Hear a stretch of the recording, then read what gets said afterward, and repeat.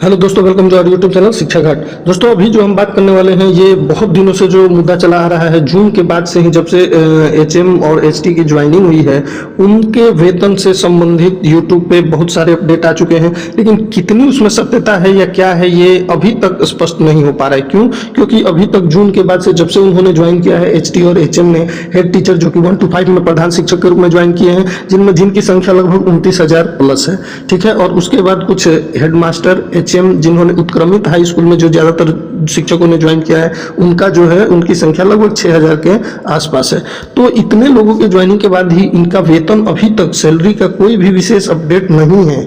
कुछ लोगों की वेतन जरूर प्राप्त हुए हैं, लाइक एचटी के मामले में या एचएम के मामले में जब हम देखते हैं तो जो हमारे पास डाटा मिल रहा है कुछ क्षेत्र में कुछ शिक्षकों से बात करके, तो वो ये मिल रहा है कि वैशाली, सारण और 2-3 जिलों में कुछ शिक्षकों का वेतन हुआ है। और भी कुछ जिलों में मिल रहा है कि लगभग जैसे लगभग शिक्षक अगर 1000 हैं तो उनमें से 40-50 शिक्षकों तक का ही वेतन हुआ है। और वो भी किस, जैसे बहुत सारे यूट्यूब बता रहे हैं कि वृद्धि हो गया है, मूल वेतन में बहुत सारा वृद्धि हो गया है, इतना वेतन मिलेगा, सचिवालय में ये अपडेट है। ये सब जो है कोरी बातें हैं, मीडिया रिपोर्ट्स पे आधारित है, कोई ऑफिशियल डाटा उसका नहीं है। तो आइए इस वीडियो में हम ये देखेंगे। ये वीडियो स्किप नहीं करना है, पूरा देखना है, आपको सारी बातें इसमें स्पष्ट रूप से फैक्ट के साथ समझ में आ जाएंगी। पहला कि प्रधान शिक्षकों के वेतन के लिए सरकार ने अभी तक क्या किया। उसने चुनाव से पहले जैसा मुद्दा था कि उनको वेतन बढ़ सकता है, मूल वेतन में वृद्धि हो सकती है प्रधान शिक्षक को, लेकिन ऐसा क्या सरकार ने अभी तक किया है। प्रधान शिक्षकों के लिए बड़ी अपडेट है इस वीडियो में। कितना आएगा अक्टूबर में सैलरी, एचआरएमएस अपडेट का क्या अभी हिसाब है, और मूल वेतन में कितनी हो सकती है वृद्धि और कब मिल सकता है, ये हम इस वीडियो में देखते हैं। जैसे कि आप पहले देख सकते हैं सरकार ने अभी तक क्या किया।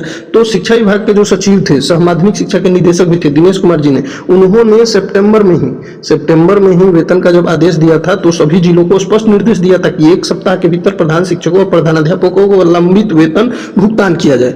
और इसके बदले हवाई भी विभाग ने बटोर लिया था। सितंबर में बड़े बड़े मीडिया रिपोर्ट्स में ये खबर छप गई थी कि अब इनकी कठिनाई दूर होगी, वित्तीय कठिनाई का सामना कर रहे हैं, नवरात्र तक सभी लाभुकों के खाते में वेतन पहुंच जाएगा। लेकिन हुआ क्या?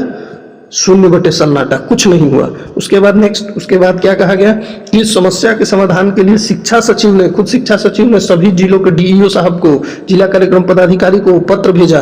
पत्र में ये लिख दिया स्पष्ट रूप से कि प्रधानाध्यापकों और प्रधान शिक्षकों के शिकायतें मिल रही है वेतन संबंधी। जबकि इनमें क्या है कि ज्यादातर शिक्षक, क्योंकि प्रधान शिक्षक और प्रधानाध्यापक में ज्वाइन करने वाले सभी शिक्षक ऑलरेडी कार्यरत थे, कहीं उनका प्राण आवंटन हो चुका था। सक्षमता देने के बाद वो लोग कहीं ना कहीं ज्वाइन करके प्राण इनका जनरेट हो चुका था।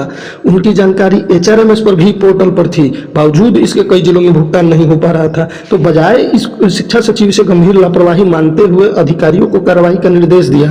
महोदय, आप खुद शिक्षा पदाधिकारी है, उच्च अधिकारी है, आपने इनके ऊपर शोकॉज क्यों नहीं निकाला? जिला स्तर के जो डीईओ डीपीओ हैं, आप बजाय पत्र लिखने के इनके ऊपर आपने क्यों नहीं स्पष्टीकरण निकाला कि अभी तक कारण बताओ नोटिस क्यों नहीं जारी किया? आप उनको बोलते हैं कार्रवाई का, उनके कि वो अपने अधीनस्थ अधिकारियों पर कार्रवाई करें। लेकिन अभी अक्टूबर, जब ये वीडियो बना रहा हूं तो 18-19 अक्टूबर हो चुका है, अभी तक उनके वेतन संबंधी कोई भी कार्रवाई नहीं की गई है। अब वो शिक्षा सचिव कहाँ है? उसके बाद नेक्स्ट, ये क्रेडिट लेने की बात आई थी तो चुनाव से पहले सारी चीजें इन्होंने बड़े बड़े बात लिख दिए थे कि अब भुगतान से निश्चित हो रहा है, बड़ा कदम है, आर्थिक स्थिति से राहत मिलेगी, जैसे वो एहसान कर रहे हैं। जबकि इसमें कुछ नहीं केवल करना था, केवल एचआरएमएस में उनका सैलरी अपडेट करना था। जैसे प्रधान शिक्षक के लिए आप लोग सब जानते हैं कि बेसिक पे 30,500 है, और प्रधानाध्यापक के लिए जो है वो है 35,000। ये उनका बेसिक था। ये केवल अपग्रेड कर देना था, उनका पोस्ट अपग्रेड कर देना था, दैट्स इट, और कुछ भी नहीं करना था।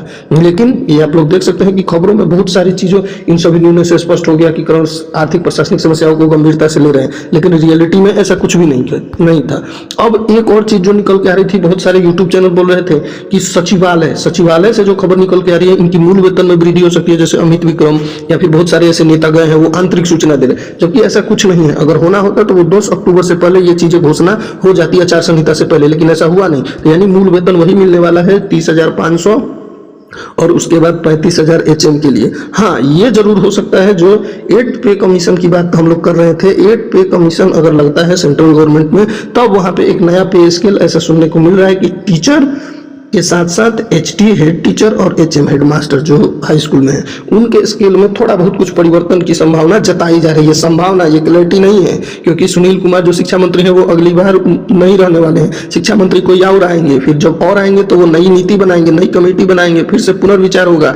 तो आप समझ सकते हैं शिक्षा विभाग क्या कैसे काम करता है। उसके बाद जो ये हमने बताया कि HRMS का अपडेट क्या है, तो भैया अभी तक जो न्यूज निकल के आ रही है शिक्षकों के लिए बहुत सारे जिलों में HRMS अपडेट का काम लगभग आधे से अधिक हो चुका है, लेकिन उसमें जो टेक्निकल फॉल्ट जो आ रहा है वो ये आ रहा है कि इनका, क्योंकि 31,000, 32,000 और 35,000 ये नया पे स्केल है, ये कोई पहले से किसी और लेवल 5, लेवल 6 ये इसमें एडजस्ट नहीं हो पा रहा है। ये अलग ही लेवल या पे इंडेक्स बनाया गया है, जिसके कारण इसको अपडेट करने में बताया जा रहा है कि दिक्कत आ रही है। तो थोड़ा इसमें अक्टूबर वाले में टाइम लग सकता है, लेकिन सैलरी कितनी आएगी तो वो वही 30,500 के बेसिक पे और 35,000 के बेसिक पे। तो ये कह देना कि मूल वेतन में वृद्धि होगी, चुनाव से पहले नहीं हुआ तो अब नहीं होगा, अब आप आराम से जो बेसिक पहले से निर्धारित है उसी में। हाँ, अक्टूबर में सैलरी मिलने की संभावना बहुत अधिक जताई जा रही है, क्योंकि नवंबर में चुनाव है और इनकी भी संख्या लगभग HT और HM की लगभग 35,000 के प्लस है। तो ये मायने रखता है, और क्योंकि ये इस बात से भी साबित होता है कि चुनाव से पहले ही नीतीश कुमार सुशासन बाबू ने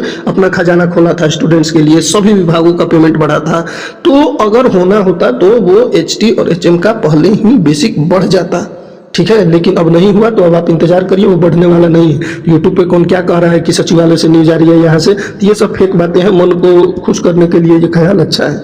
बाकी वेट करिए, जैसे ही कुछ और नया अपडेट आता है, अक्टूबर में आपको सैलरी सभी की आ सकती है, जैसे कुछ नया अपडेट आता है हम आपको बताएंगे। मिलते हैं तब तक नए वीडियो में। जय हिंद। अगर ये वीडियो पसंद आई हो तो मेरे चैनल को लाइक, सब्सक्राइब और शेयर करें। धन्यवाद। जय हिंद।